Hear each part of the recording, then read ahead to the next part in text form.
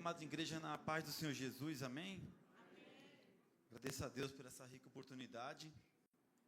Irmãos, a palavra de Deus, pregar para os irmãos, se encontra no livro de 1 Reis, capítulo 18, do versículo 30 ao 39. 1 Reis, capítulo 18, do versículo 30 ao 39.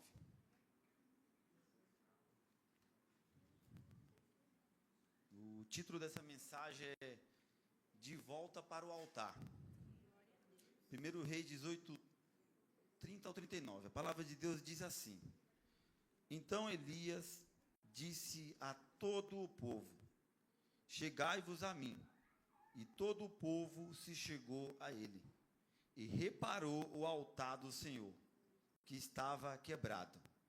Elias tomou 12 pedras, conforme o número das tribos dos filhos de Jacó, ao qual veio a palavra do Senhor, dizendo: Israel será o teu nome. E com aquelas pedras edificou o altar em nome do Senhor. Depois fez um rego em redor do altar, segundo a largura de 2 medidas de semente. Então, armou a lenha e dividiu o bezerro em pedaços e o pôs sobre a lenha. E disse: Enchei de água 4 cântaros, e derramou sobre o holocausto e sobre a lenha. Fazei segunda vez, eu fiz segunda vez. Disse ainda: Fazei terceira vez, eu fizeram terceira vez. E a água corria ao redor do altar, e até o rego encheu de água. E sucedeu, pois, que, oferecendo-se a oferta de manjares, o profeta Elias se chegou e disse: Ó Senhor, Deus de Abraão, de Isaque e de Israel, manifesta-te hoje, que tu és Deus em Israel, e que eu sou servo, e que conforme a tua palavra eu fiz todas essas coisas. E responde-me, Senhor, responde-me, para que esse povo conheça que tu, Senhor, és Deus, e que tu fizeste tornar o seu coração para trás. Então caiu o fogo do Senhor, e consumiu o holocausto, e a lenha, e as pedras e o pó, e ainda lambeu a água que estava no rego. O que, vendo todo o povo, caiu sobre os seus rostos, e disse: Só o Senhor é Deus, só o Senhor é Deus. Amém? Toma seus assentos com a sua Bíblia aberta. Essa palavra de Deus aqui, meus amados irmãos, é uma palavra muito conhecida nas Sagradas Escrituras. E o contexto dessa palavra de 1 Reis, versículo 18 ao 39, chama muita atenção, porque nós vemos Israel, o povo de Deus, escolhido por Deus, afastado dos caminhos do Senhor. Nessa época aqui, Israel não era somente aquela tribo que era única naquele período de Moisés. Nessa época aqui, tinha a tribo de Israel ao norte e a tribo de Judá ao sul. Essa específica, essa passagem específica com a qual eu li com vocês, ela acontece dentro da tribo de Israel, ao norte. E essas pessoas se afastaram muito dos caminhos do Senhor. Nessa palavra aqui nós vamos ver 3 nomes que chamam a atenção. Se você pegar o capítulo 18 inteiro de 1 Reis para verificar, você vê o primeiro nome de uma pessoa que é Elias, homem de Deus, chamado por Deus. Elias, ele aparece do nada, irmãos, com a mensagem de Deus para um dos piores reis da nação de Israel. E o rei que era ímpio dessa época aqui era o rei Acabe, um rei que só desobedeceu a Deus. Além de mais, casou com uma mulher que se chama Jezabel, uma mulher idólatra, ao extremo, pagã, ímpia, imoral, que perseguia o povo de Deus e tinha uma falsa religião que implantou ali dentro do reino de Israel. Então o contexto dessa história chama atenção, porque era um povo escolhido por Deus, chamado por Deus, que estava afastado dos caminhos de Deus. E Deus usa a vida de Elias com um grande propósito para chamar aquele povo ao arrependimento, ao qual nós vamos ver no decorrer dessa ministração. O primeiro ponto aqui no versículo 30, é Elias um reformador, irmãos. Deus levantou Elias para um propósito, levantou Elias como um general, como alguém que ia bater de frente com aquele sistema corrupto, com aquela situação que estava acontecendo ali em Israel. Porque um povo que viu tantas coisas maravilhosas, como nós vamos ver nessa ministração, pôde deixar o Deus da verdade deixar o Deus da água viva para cavar para si cisterna que não guarda água nenhuma, para adorar pedaço de pedra, para adorar imagens, para adorar aquilo que tem boca, mas não fala, tem pé, mas não anda.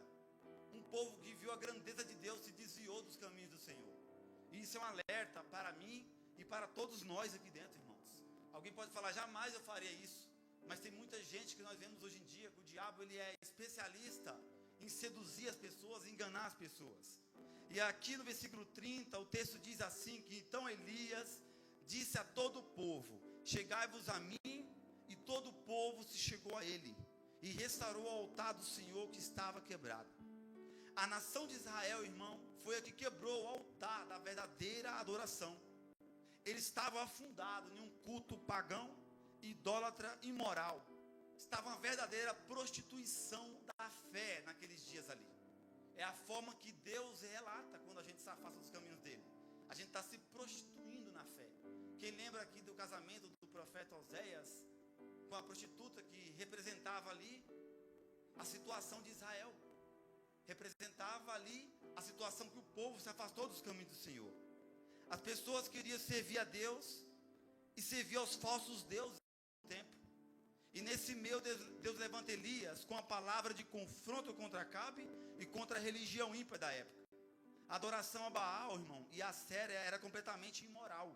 Nos cultos e rituais dedicados a esses falsos deuses havia orgia, sexo explícito dentro dos templos, tinha prostitutas, tinha muitos atos lascívios, tinha tudo que você não imaginava, irmão. Você acha que vê coisa feia hoje em dia? Nessa época já tinha já. Havia muita imoralidade, muito erro acontecendo. Até mesmo as imagens desses falsos deuses eram acariciadas e beijadas. Você vê isso em 1 Reis 19:18 e Oséias 13:2. Essas imagens normalmente tinham aparência de touro, de bezerros. Então um povo que foi chamado por Deus para um propósito de Deus se afastou da presença. E como um certo pregador já disse, toda vez que você se afasta da presença de Deus, o diabo, o engano, já tem um barco preparado te esperando, irmão. Está do seu lado, pode vir para cá. Siga o seu caminho, o seu coração, viva do jeito que você quer, faça o que você quer. Todos nós aqui, irmãos, se nós não vigiarmos, cada um que está aqui, se nós não tivermos temor a Deus, se não for misericórdia de Deus na nossa vida, nós volta para trás e fica pior do que que era antigamente. Então tem que ser a graça de Deus na nossa vida e nós vigiarmos e perseverarmos nos caminhos do Senhor, porque o diabo ele veio para matar, roubar, destruir, tacar você na miséria e eu na miséria, se não for a graça do Senhor. E no meio desse cenário de prostituição da fé, Deus manda Elias contra Acabe. E a Bíblia diz que Elias foi até Acabe e decretou o que iria acontecer. A Bíblia diz que Elias orou e aquele local ficou sem chuva por 3 anos e meio. Tiago 5:17-18. E após 3 anos e meio veio a palavra de Deus a Elias de novo. Apresenta-te a Acabe. E quando Elias chega ali, que Elias, irmãos, era forte, aquele homem ali, ele não tinha papas na língua, Elias não andava com muita gente, Elias andava sozinho. Elias era odiado por muitas pessoas, ele não tinha muito amigo. E Elias, irmãos, ele vai perante Acabe, lança um desafio para mostrar quem era o verdadeiro Deus. Elias convoca todo Israel, os falsos profetas da época, para o desafio no Monte Carmelo. E o nome do desafio era: o Deus que manda fogo do céu, esse é o verdadeiro Deus. Elias era ousado, irmão.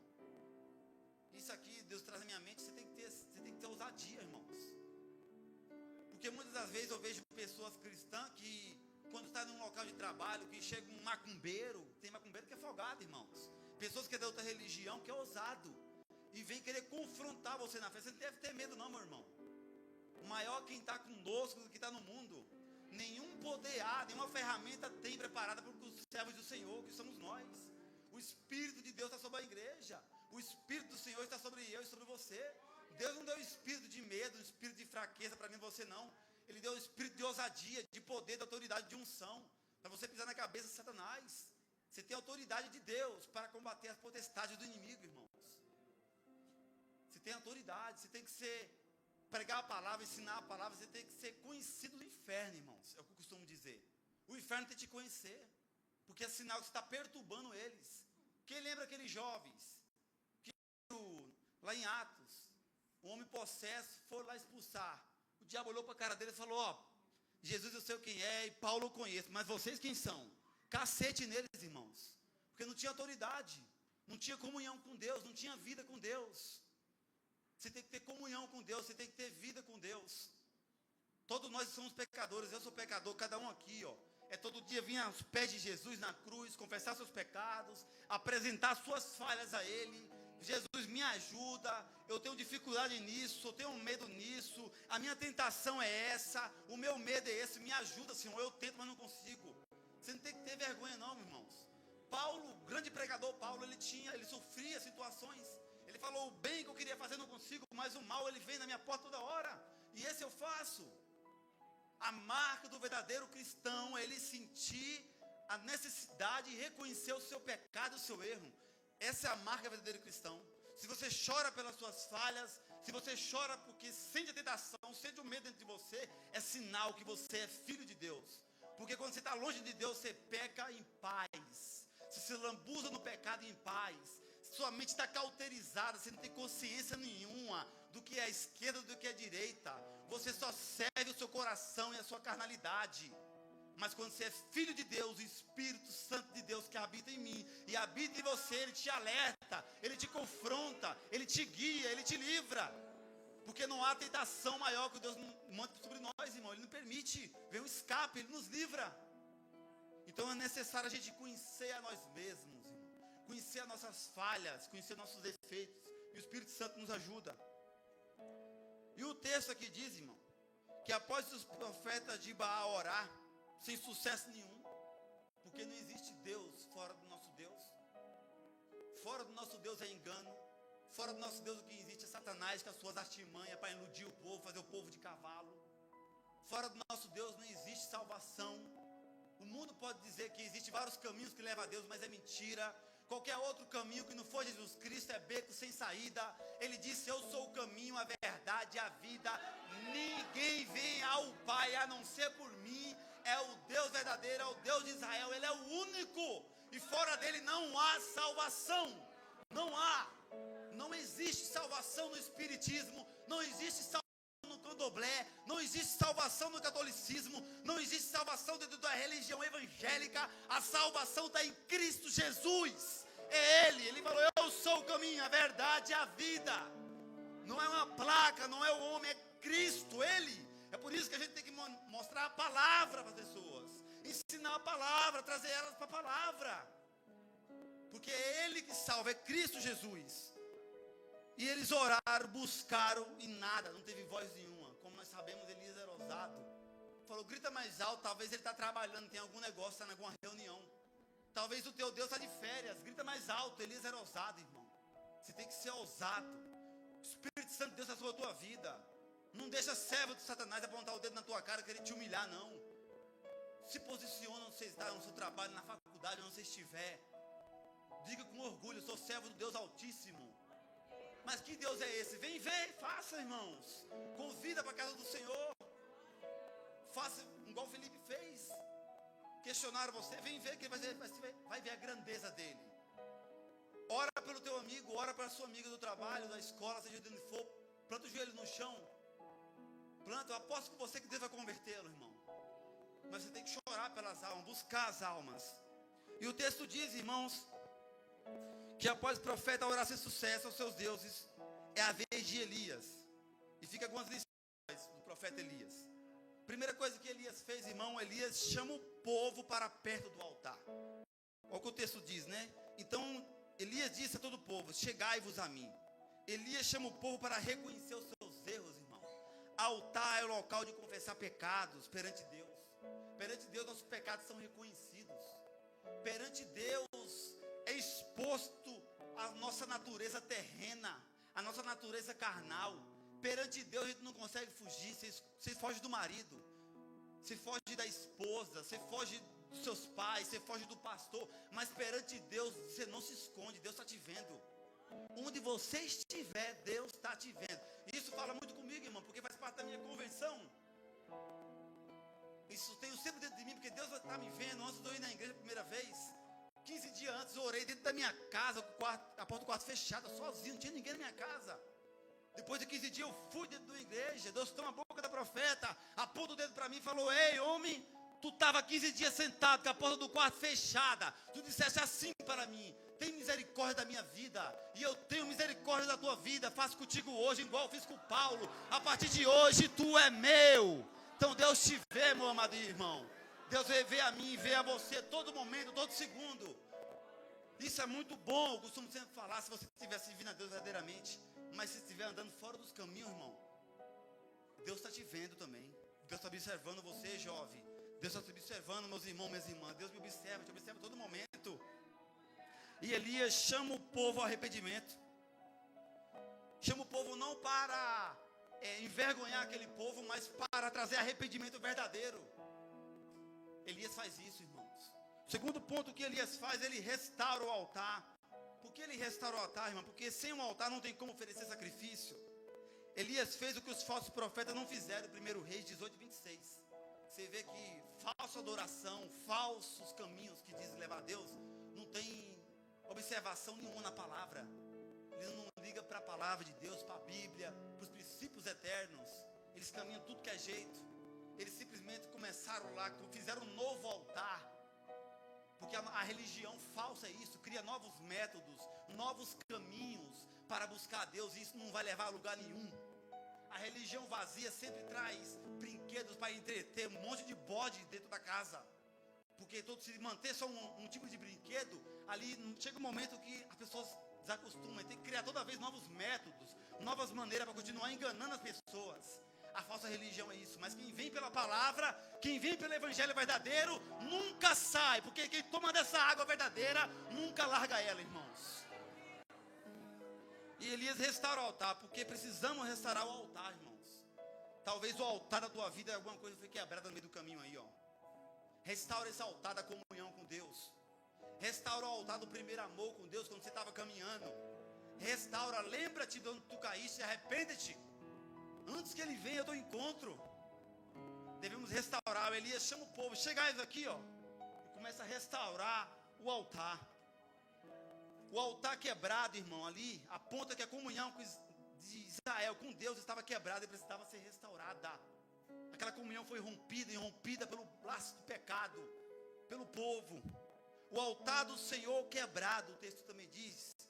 E não era um altar qualquer. Isso aponta que no Monte Carmelo existia um local de adoração ao Deus de Israel, e que não estava mais sendo usado há muito tempo, irmãos. Esse altar quebrado aponta que ele foi quebrado pelo povo e não por Deus, porque Deus nunca quebra aliança com o homem. Nunca, é nós que quebramos com Deus, irmão. É nós que quebramos, Deus nunca quebra.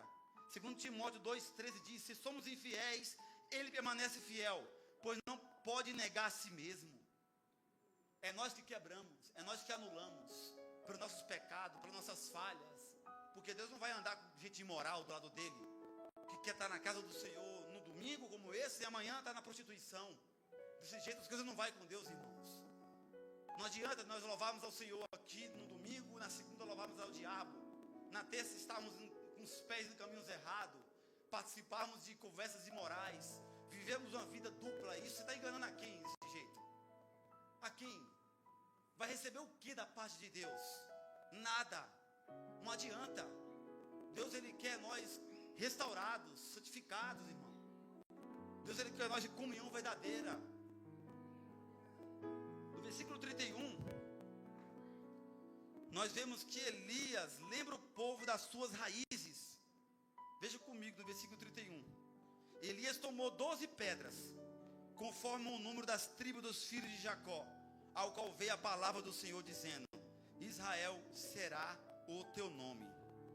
12 pedras, irmãos. Isso aponta para as raízes daquele povo. Israel tinha um dono, tinha um Deus. Aquele povo que estava desviado dos caminhos do Senhor teve uma história com Deus, teve uma história com ele. Era como se Elias pegasse as 12 pedras, colocasse e fosse como uma memória para aquele povo. Porque veja o texto: Elias tomou 12 pedras, conforme o número das tribos dos filhos de Jacó, ao qual veio a palavra do Senhor dizendo: Israel será o teu nome. Era Deus falando: lembra-te quem tu era antes, homens e mulheres. Lembra-te de onde tu caiu. Lembra a tua história comigo que você tinha. Era Deus trazendo a memória para aquele povo. porque as 12 tribos falavam muito a história de Israel. Aquele povo era descendente de Abraão, de Isaac, de Jacó. Era o povo da promessa. Era um povo escolhido por Deus. Aquele povo foi liberto do Egito. Aquele povo viu milagre. Aquele povo viu o mar se abrir. Aquele povo viu a nuvem de dia, coluna de fogo durante a noite. Aquele povo viu o maná cair do céu e a água sair da rocha. Aquele povo viu os seus sapatos e roupas não envelhecer. Aquele povo viu o livramento de Deus nas suas vidas. Aquele povo viu as muralhas de Jericó cair. Aquele povo viu a voz de Deus. Aquele povo viu o poder de Deus, irmãos. E a situação que aquele povo estava. Idólatras, imorais, adorando imagens, demônios. Deus chamando a atenção daquele povo. Talvez pode ter alguém aqui nessa situação. Lembra quando tu caiu? Tu é servo do Deus Altíssimo. Está sendo um tapete do diabo. Andando por caminhos que o diabo está pisando na tua cabeça. E se não for a misericórdia de Deus, já tinha descido a sepultura, irmãos. Lembra-te. Aquele povo esqueceu, irmãos, do Salmo 115, irmãos. Que diz, não a nós, Senhor, não a nós, mas ao teu nome da glória, por amor da tua benignidade, a tua verdade. Porque dirão as nações, onde está o seu Deus? Mas o nosso Deus está nos céus, e faz tudo o que lhe apraz. Os ídolos deles são prata e ouro, obra da mão dos homens. Tem boca, mas não fala, tem olhos, mas não vê, tem ouvidos, mas não ouve, nariz tem, mas não cheiram, tem mãos, mas não apalpam, tem pés, mas não andam, nem som algum será a sua garganta. Torne semelhante a eles os que fazem, todos que neles confiam. Confia, ó Israel, no Senhor. Ele é o teu auxílio, o teu escudo. Aquele povo esqueceu disso. Estava fazendo o contrário desse salmo. Estava se prostrando perante imagem criada pelo homem. Pega uma madeira, corta, põe no braço uma mão e se prostra perante ele, irmãos. Aquele povo era merecedor do inferno 2 vezes mais. Porque uma coisa é você nunca conhecer a Deus. Outra é você conhecer a Deus, presenciar milagre e voltar para trás. É semelhante ao que Pedro diz, né? A porca depois de lavado volta para a lama. O cachorro volta a comer o seu próprio vômito. Esse povo era o povo da promessa. Foi o único povo na terra que Deus se manifestou a eles pessoalmente, irmão. Começou por eles, mas estava esquecido. Aí Elias vai enviado por Deus e traz a memória deles quem era eles. Na parte A aqui do versículo 32, nós vemos que o texto diz, e com aquelas pedras edificou o altar em nome do Senhor. E aqui aponta que o altar precisa ser para a glória de Deus. Veja que Elias pegou as pedras e edificou no nome do Senhor. Lembra que as 12 pedras representavam as tribos de Israel. E foi para a glória do Senhor. O que é isso que quer dizer? Elias usa as pedras que representavam as 12 tribos de Israel para edificar o altar em nome do Senhor. Era como se Elias mostrasse para aquele povo que eles deveriam ser o templo do Senhor. É a mesma lição que nós vemos na Bíblia. 1 Coríntios 6,19. Ou não sabem que o vosso corpo é o templo do Espírito Santo, que habita em vós proveniente de Deus, e que não sois de vós mesmos. As 12 tribos de Israel deviam viver para a glória de Deus. Deviam andar para a glória de Deus. Paulo também nos alerta em Romanos 12:1.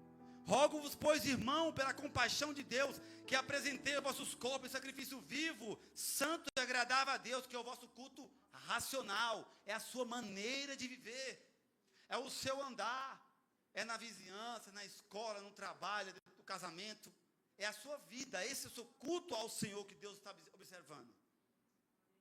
Isso aponta que a nossa vida precisa ser um culto ao Senhor.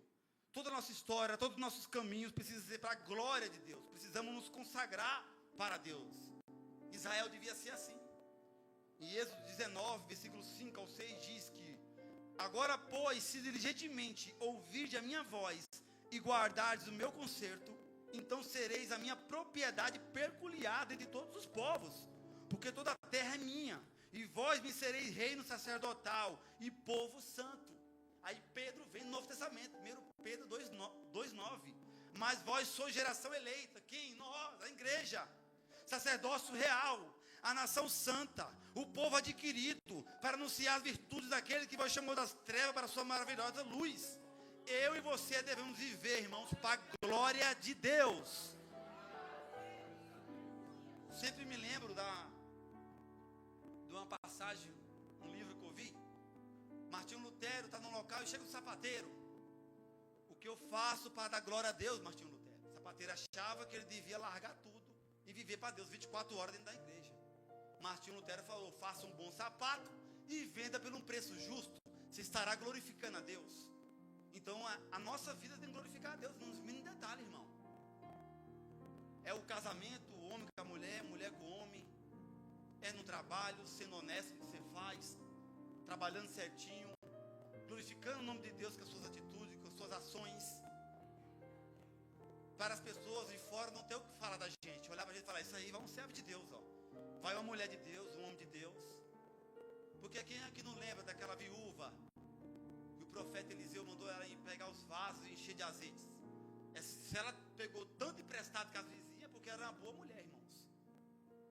Imagina se ela fosse briguenta com todo mundo. Os vizinhos não falavam com nenhum vizinho. Quem ia ajudar aquela mulher ali? A mesma coisa é para as nossas vidas. Nós temos que testemunhar Cristo, dar um bom testemunho. No versículo 32, a parte B, nós vamos ver agora, irmão, o culto de Elias e o culto a Baal.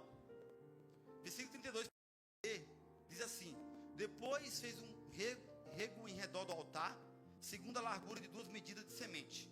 Então armou a lenha, dividiu o bezerro em pedaços e pôs sobre a lenha. E disse: enchei de água 4 cântaros e derramai sobre o holocausto e sobre a lenha. E disse: fazei segunda vez, e fizeram segunda vez. E disse: fazei terceira vez, e fizeram terceira vez. De maneira que a água corria ao redor do altar, e até o rego ele encheu de água. Sucedeu que no momento de ser oferecido o sacrifício da tarde, ou a oferta de manjares, o texto diz, aí para aqui. Você vai ver a diferença, irmão, do culto de Elias para o culto de Baal agora. Você vai ver o texto anterior, você vê a desordem naquele culto de Baal. Como é que foi? Como é que era realizado? O culto de Baal, primeiramente, Baal, irmão, a palavra Baal significa Senhor. Em geral, Baal é um deus da fertilidade, da época que eles acreditavam. De acordo com a crença comum, permitia que a terra produzisse colheitas e pessoas produzissem crianças. Baal nunca existiu. O que acontece é que essas pessoas estavam deixadas levar pelo engano, agora no diabo. Aí o que é que Deus fez? Deus cortou a chuva. Vou mostrar para esse povo quem aqui é o dono da chuva, quem é que fez tudo e controla tudo. E aí quando ele corta a chuva, barra a chuva, Deus parou tudo, mostrou quem era o verdadeiro Deus. Então a primeira coisa que chama atenção no culto a Baal é que no culto de Baal não tinha palavra de arrependimento, irmão. No culto a Baal não se traz à memória o pecado, não se prega contra o pecado. No culto a Baal só tem movimento. No culto a Baal tem exibicionismo. E aqui fica um alerta: cuidado com o culto que não prega sobre o pecado, irmão. Cuidado com o culto que você sai feliz daqui, sai alegre, se sentindo a coisa mais linda, a florzinha de Jesus, e não toca na tua ferida. Cuidado. São mensagens para mandar almas para o inferno. São mensagens para mandar pessoas para o destino do engano. A Bíblia diz, irmão, que João Batista começou pregando o arrependimento. Isso está na Bíblia. Lucas 3, 7 a 8. Dizia, pois, João Batista para a multidão que saía para ser batizada por ele: raça de víboras, quem vos ensinou a fugir da ira vindoura? Produzir, pois, fruto digno de arrependimento.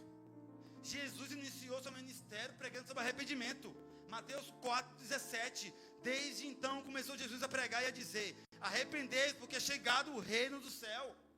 A igreja primitiva começou pregando arrependimento. Atos 2, 38. E disse-lhe Pedro: arrependei-vos e cada um de vós seja batizado em nome de Jesus Cristo para perdão dos pecados e recebei o dom do Espírito Santo. A obra do Espírito Santo é trazer arrependimento. João 16, 8. E quando ele vier, quem? O Consolador, o Espírito Santo, convencerá o mundo do pecado, da justiça e do juízo. Fuja de igreja que não pega o pecado. Fuja de igreja que só fala aquilo que os seus ouvidos gostam. Fuja dessas sinagogas de Satanás, é o que eu falo direto. Está cheio o nosso meio. O culto a Baal é mais um espetáculo e um show, meus amados irmãos. E não tem semelhança com hoje em dia, não? Não mudou nada, tem acontecido. Tem ministério que você entra, você não escuta nada. De Jesus, do pecado, da justiça, do juízo, nada. Você procura o sermão, não acha nada. Você procura o louvor, não acha nada. Sabe onde Jesus está? Do lado de fora. Jesus está como a Maria, quando foi procurar Jesus. Chegou lá onde colocaram o meu Senhor. Ela chorou. Está desse jeito certos ministérios hoje em dia. E nós não podemos aceitar esse tipo de coisa. Culto que tem show, que tem balada, que tem funk gospel, que tem música sertaneja, que tem essas palhaçadas, que tem gente mudana, subindo e querendo falar no nome do Senhor, toda torta. Não é culto. É culto a Baal, demoníaco, sinagoga de Satanás. Não é. A segunda coisa que chama atenção nesse culto a Baal é a desordem. 1 Reis 18, 26 diz que as profetas de Baal saltavam sobre o altar que tinham feito. Qual semelhança nós vemos hoje em dia? A desordem que é feita dentro de muitos ministérios, irmão. Você já viu na internet? Fila de pessoas, pastor pega o terno e derruba. Cuspindo na cara de pessoas dentro dos cultos, já vi isso. Irmão dando um tapa na cara de irmão, dizendo que está cheio de Espírito Santo, derrubando cadeira.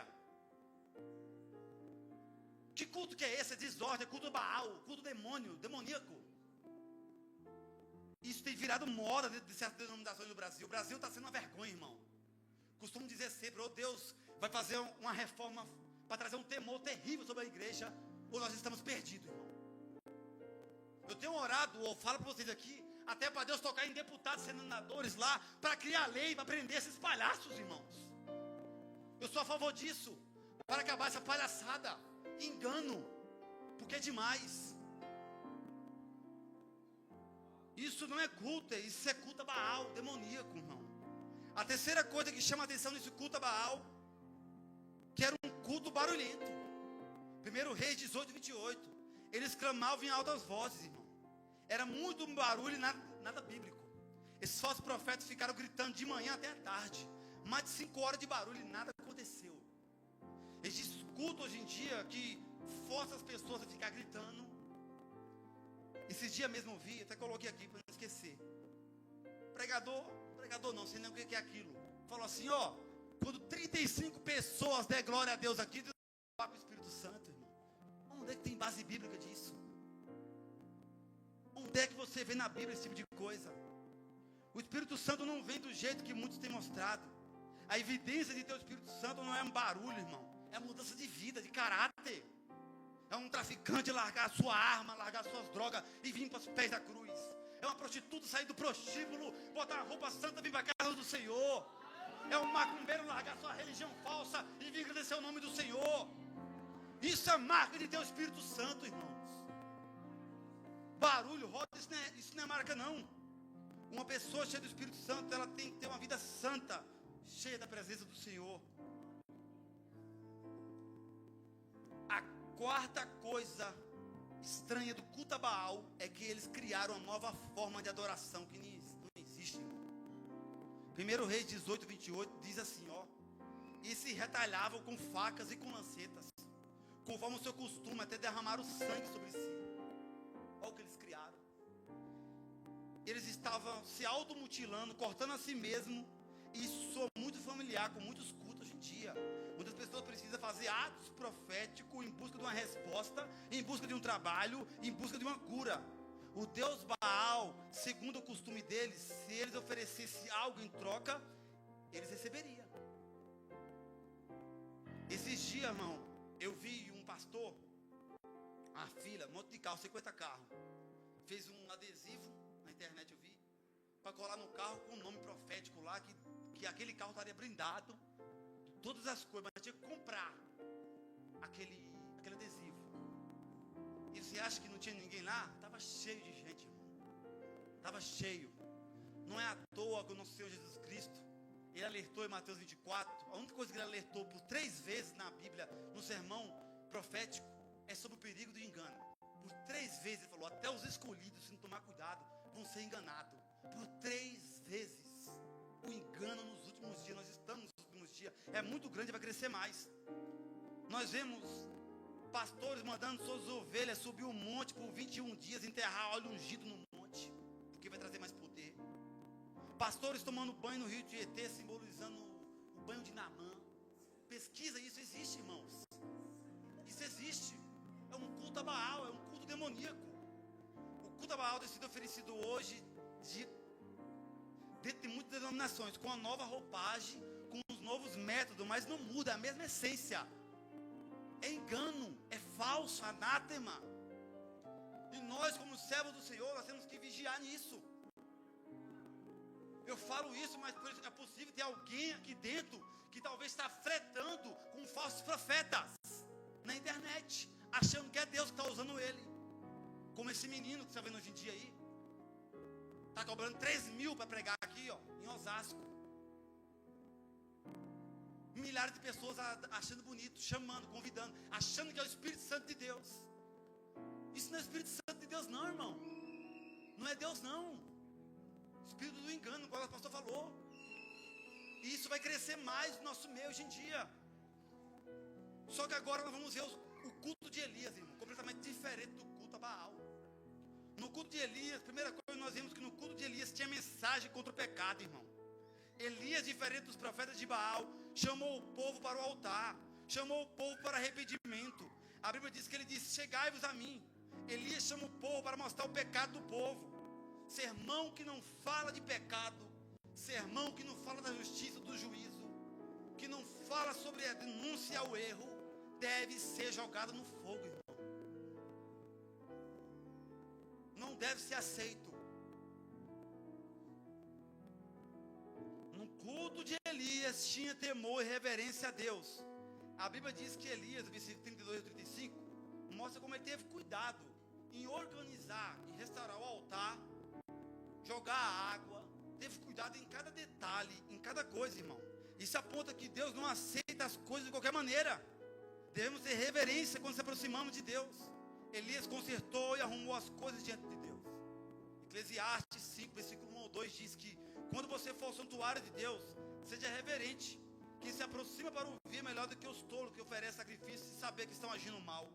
Não seja precipitado de lábios, nem apressado de coração para fazer promessa diante de Deus. Deus está no céu e você está na terra, por isso fale pouco. O culto a Deus deve ter ordem, decência e reverência. Eu me lembro, eu participei de uma audiência na Barra Funda e eu recebi um papel da minha advogada falando como é que eu tinha que estar vestido para estar lá. Um comedor de arroz e feijão, um homem. Se eu fosse de bermuda, não entrava. Se a mulher fosse com a saia aqui para cima do joelho, aqui, não entrava também. Blusinha, decotinho, não entrava também. Para você ver, um comedor de arroz e feijão tem regras, quanto mais para estar dentro do grande eu sou, o Rei dos Reis, o Senhor dos Senhores. Então não brinque, irmão. O inferno não tem regra nenhuma para você entrar lá dentro. Você vai de qualquer jeito, você vai. Mas o reino do céu tem regras, tem princípios, são bíblicos. Deus não leva em conta o tempo da ignorância. Deus não leva em conta, mas Deus ele requer de nós obediência, reverência. O Espírito Santo está aí, já foi dado a nós para nos ensinar, nos guiar. Basta nós abrirmos a boca, jejuarmos, orarmos, lermos a Bíblia, estarmos em comunhão, pedir para o Espírito Santo, como Davi pediu a Deus: esquadrinha a mim, Senhor. Esquadrinhar é como um soldado que pega uma espada assim, ó, com a lanterna no meio do escuro, procurando com cuidadinho. Esquadrinha a mim, Senhor. E se tu achar algo que não presta em mim, retira-te de mim, Senhor. A nossa oração deve ser essa, irmãos. No culto de Elias tinha observação do que está escrito na palavra de Deus, irmão. Nesse culto de Elias tinha. No culto a Baal não tem, irmão. Cada um faz o que quer. Não tem nada. Deus é amor. Deus amou nós. Está todo mundo amado, está todo mundo salvo. No culto a Baal é só amor, é só amor, amor. Esse amor virou demônio, irmão. A justiça de Deus, o amor de Deus é a mesma coisa. Na cruz de Cristo ali tinha um amor. Na cruz de Cristo foi a justiça também. Cristo foi moído pelos nossos pecados, massacrado. Como as crianças mostraram aqui da forma simples e objetiva. Ali foi representado o amor de Deus e a justiça de Deus. Deus não é menos amor e não é menos justiça não. Deus é nivelado. Nesse culto tinha a Bíblia. A lei de Deus, irmão, dizia que o sacrifício deveria ser oferecido 2 vezes ao dia, em 2 horários específicos, segundo a tradição judaica, 9 da manhã e 15 da tarde. Isso está em Êxodo 29, 38 e 39. Eis que você terá que sacrificar regularmente sobre o altar a cada dia 2 cordeiros de um ano. Oferecerás um de manhã e o outro ao tardecer. Então tinha um horário certo para oferecer. E aí você vê que Elias, irmão, 1 Reis 18, 36, ele chegou no horário do sacrifício, da oferta de manjares, que era tarde. Até isso o profeta observou a palavra. O culto tem que ser bíblico, o culto tem que ser cristocêntrico, o culto não pode ser mudando, carnal. Olha o que o texto diz: sucedeu que no momento de ser oferecido o sacrifício da tarde, ou oferta de manjares, alguma Bíblia tem, o profeta Elias se aproximou, tudo observando a palavra. E nós temos que entender que o culto não precisa ser moderno, não precisa ser atualizado, não precisa ser confortável. O culto precisa ser bíblico, irmão. É bíblico, simples. Elias na sua época observou a lei. Hoje nós, para trazer pessoas para a casa do Senhor, tem que inventar alguma coisa. Não, meu irmão. Simples, objetivo, oração, jejum, comunhão. E Deus manda, santo que convence. Partindo para o final já, nós vamos ver no versículo 36 aqui, que Elias, irmãos, ele sabia orar. Então nós vemos o culto de Elias, que era completamente diferente do culto a Baal. E nós vemos que o profeta Elias sabia orar ao Senhor, irmão. O profeta Elias se aproximou, versículo 36, e disse: ó Senhor Deus de Abraão, de Isaac, de Israel, manifesta hoje que tu és Deus em Israel, e que eu sou teu servo, e que conforme a tua palavra fiz todas essas coisas. Responde-me, Senhor, responde-me, para que esse povo conheça que tu és o Senhor Deus, e que tu fizeste voltar o seu coração, o coração do povo. E aqui, primeiro ponto, irmão, é que Elias na oração, ele se posta perante o Senhor, em reverência, reconhecendo o poder e a grandeza de Deus. Elias diz, o Senhor, Deus de Abraão, de Isaac, de Israel, manifesta-te hoje que tu és Deus em Israel. Essa oração de Elias é o oposto de muitas orações hoje em dia, irmão. Que muitas pessoas oram, mas oram errado. Pede, mas pede errado. É por isso que muitas vezes você passa anos orando a Deus e não recebe. Porque você não está orando biblicamente. Você não está orando para satisfazer a vontade de Deus, mas para satisfazer a vontade da carne. Como Tiago diz, Tiago 4,3. Pedis e não recebei, porque pedis mal. A oração é um privilégio que poucos desfrutam hoje em dia. Os próprios discípulos pediram a Jesus que ensinasse eles a orar, irmãos. Você não vê os discípulos pedindo, ensina nós a pregar, mas ele pede para Jesus, ensina nós a orar. Está em Lucas 11:1. E aconteceu que, estando Jesus a orar num certo lugar, quando acabou, lhe disse um dos seus discípulos: Senhor, ensina-nos a orar, como também João. Quem? João Batista ensinou seus discípulos. Cristo dos pregadores, Charles Spurgeon, ele diz que chegou a dizer assim, eu prefiro ensinar uma pessoa a orar do que 10 pregar. Porque a oração é raiz com Deus, irmão. Eu louvo a Deus porque eu aprendi esse princípio há mais de um ano. A todos os dias entrar no quarto de oração e me trancar lá dentro para orar.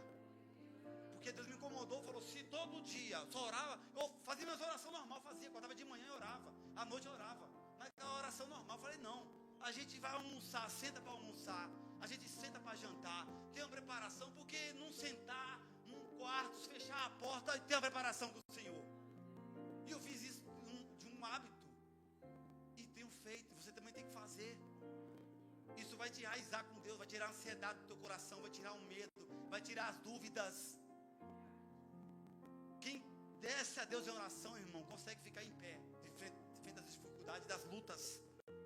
A oração é secreto com Deus, não traz glamour diante dos homens, nem tira aplausos da plateia, como a ministração pode tirar.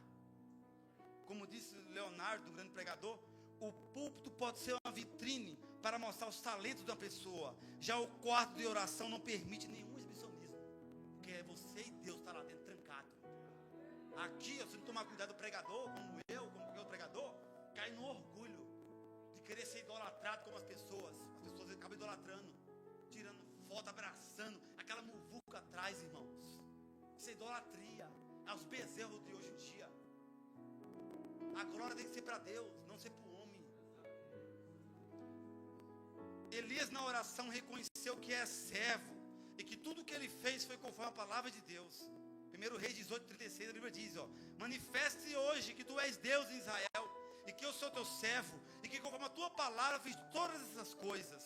Isso aponta que Elias era humilde, reconhecia que nele não habitava poder algum. Elias, por mais profeta que fosse, reconheceu que era pequeno diante de Deus. Essas palavras de Elias na oração, eu sou teu servo, nos lembra a palavra de João Batista, João 3:30. É necessário que ele cresça e que eu diminua. Muitos hoje em dia querem ser vistos, querem ser aplaudidos, mas não querem ser servo, irmão. Porque a marca do Evangelho é uma bacia com água, uma toalha, irmão. Essa é a marca do Evangelho. Jesus olhou para os seus discípulos e falou, todo mundo querendo ser grande, né? Vocês querem ser grande? O maior de vocês tem que servir a todos, tem que ser o menor da casa.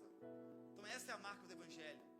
Nós temos que vigiar dentro do nosso coração para ver qual o sentimento que está vindo. E esse sentimento, Deus grita no meu ouvido aqui agora, que ele vem dentro de líderes, muitas das vezes. Sentimento de alto glamour, de orgulho, de soberba. Quando Satanás não te pega na esquina, no pecado, do adultério, da fornicação, do roubo, Satanás te pega no pódio, te coloca lá em cima e te derruba, que é o mesmo pecado que derrubou o anjo. O orgulho, soberba, querendo se aparecer, eu sou melhor do que fulano, eu faço melhor do que cicrano. Foi o pecado que nasceu dentro do diabo. Que nós devemos ser servos, humildes, e pedir para Deus arrancar essas ervas daninhas que o diabo sopra. Sabe quando o diabo sopra muitas vezes? Quando você faz uma obra dentro da igreja, algo grande, ou administração, a pessoa vem, parabéns, que palavra maravilhosa. Eu não gosto desse tipo de coisa, irmão. Não gosto. Eu lembro sempre de John Wesley, se eu não me engano. Elogiaram ele, falou, Satanás soprou no meu ouvido também agora. Não queira ser evacionado pelo homem. Não queira receber aplausos. O aplauso é para Deus, a glória é para Deus. Elias na oração reconheceu a supremacia da palavra de Deus. 18:36, 1 Reis diz que conforme a tua palavra fiz todas essas coisas. A oração de Elias foi atendida porque Elias obedecia a Deus, obedecia a palavra de Deus. Você quer a sua oração ser atendida? Anda conforme a palavra, vive conforme a palavra, e a tua oração será atendida. A Bíblia diz muito sobre isso. 1 João 5:14-15, né, quando a gente obedece a Deus, está servindo verdadeiramente. A Bíblia diz, e essa é a confiança que temos nele, que se pedimos alguma coisa segundo a sua vontade, ele nos ouve. E se sabemos que ele nos ouve em tudo que pedimos, sabemos que alcançamos as petições que lhe fizermos. Quando obedecemos a Deus em espírito e verdade, nós não vamos orar oração carnal, irmão. A oração nossa vai ser bíblica. Nós vamos orar para que se faça a vontade de Deus na nossa vida. E através de nós glorifique ao Senhor. Aí Deus abençoa, irmão. Elias, na sua oração, intercedeu pelo povo, irmão. Se colocou como profeta. Ele era duro daquele jeito, mas ele orava pelo povo. Responde-me, Senhor, responde, para que esse povo conheça que tu és o Senhor Deus, e que tu fizeste voltar ao seu coração. Após tudo isso, irmão, toda aquela obra maravilhosa que Deus operou ali, Deus derrama fogo, irmão. Um avivamento aconteceu. 1 Reis 18:38-39 diz que então caiu o fogo do Senhor e consumiu o holocausto e a lenha e as pedras e o pó, e ainda lambeu a água que estava no rego. O que vendo todo o povo caíram sobre os seus rostos e disseram, só o Senhor é Deus, só o Senhor é Deus. Quando olhamos para essa passagem, nós vemos um avivamento que aconteceu, irmão. Um avivamento espiritual, uma mudança de rota, uma mudança de caminho, uma mudança de pensamento. Nosso Deus fez. Avivamento é mudança de comportamento, avivamento é mudança de rota, mudança de vida, mudança de direção. Avivamento é isso. Muitos hoje em dia caem dentro da igreja, em eventos, mas você vê, se levanta do mesmo jeito. Não tem mudança, não tem transformação. Aqui o povo caíram sobre os seus rostos, mas quando eles se levantaram libertos da idolatria, do pecado. Pode cair, irmão, caia, mas se levante outro homem, outra mulher. Paulo caiu, mas se levantou um outro homem nascido de novo. Agora cai numa mudança de vida. Que cair do espírito que é esse? Avivamento verdadeiro traz transformação, traz aniquilação do pecado, traz transformação de vidas. Para finalizar, irmãos, Nós talvez nós podemos cair no laço de querer dizer que Elias era um super crente, mas não era. Ele era comedor de arroz e feijão igual eu e você. Porém decidiu viver na presença de Deus verdadeiramente. Decidiu ver a presença de Deus severamente. E Tiago confirma isso, né? Tiago 5, 16 e 18. Ó. A oração feita por um justo pode muitos de seus defeitos. Elias era um homem sujeito às mesmas paixões que nós. E orando pediu que não chovesse. E por 3 anos e 6 meses não choveu sobre a terra. E orou outra vez e o céu deu chuva. E a terra produziu seu fruto. Ele era semelhante, igual a mim e a você. Então que nós venhamos ser usados. E ousados como o profeta Elias, irmão. Que se deixou ser usado por Deus. Que foi a ferramenta de Deus na terra. Que nós venhamos ser nessa geração reformadores, homens e mulheres de Deus, para restaurar a vida de pessoas, para restaurar altares que estão quebrados, que a comunhão de Deus foi quebrada, que nós vamos ser usados por Deus, que você venha orar a Deus por esse poder, por essa unção, por essa autoridade. Se coloca de pé, irmãos. Finalizar. Vamos orar. Pai amado, Pai querido, em nome do Teu Filho amado, nosso Senhor e Salvador Jesus Cristo, nos colocamos diante da Tua presença, Senhor, nesse momento de oração. Pai, a Tua palavra foi ministrada, que toda honra, que toda glória seja para o Teu santo nome. Senhor, que o Senhor venha nos usar como ferramentas Tuas, assim como o Senhor usou Elias. Que o Teu Espírito venha pairar sobre nossas vidas, que nós vamos ser ousados como Elias foi, que nós vamos ter autoridade como Elias teve. Pai, que nós vamos resgatar vidas e almas para do engano, do pecado. Eu oro ao Senhor, eu peço para essa casa, eu peço para essa igreja, eu peço para esses irmãos meus na fé. Abençoa a casa, os lares de cada um, Pai, no nome de Jesus Cristo, amém. Tem alguém aqui que quer se reconciliar com Cristo, que quer receber uma oração?